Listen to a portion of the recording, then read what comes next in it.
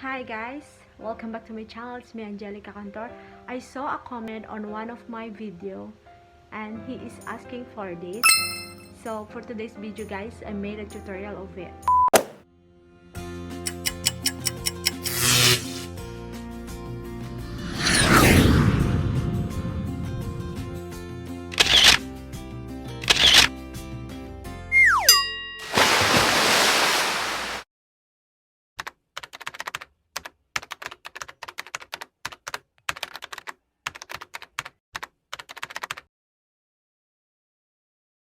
So first we need to go to our music library.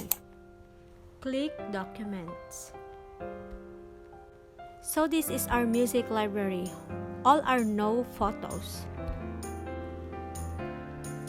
So we gotta choose one song.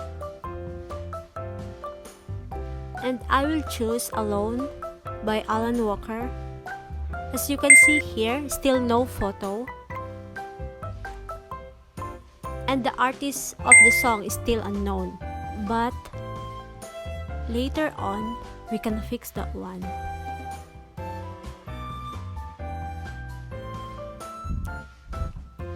Let's go to App Store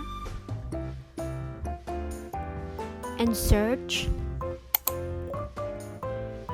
mp3 tag.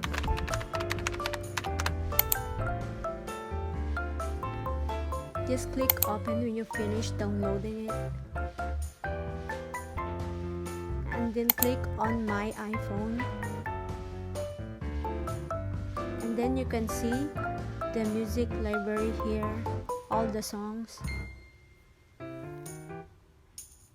And choose the song that you want to edit.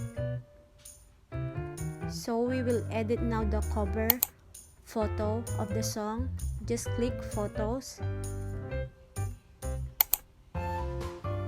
And then choose the photo that you want to add. And then click title and then type Alone.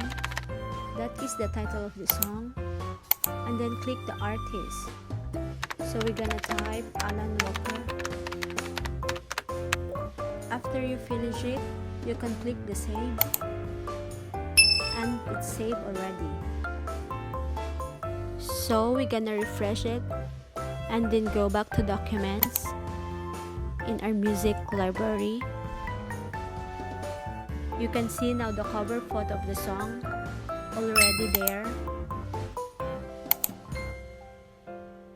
And the title and the artist of the song already fixed.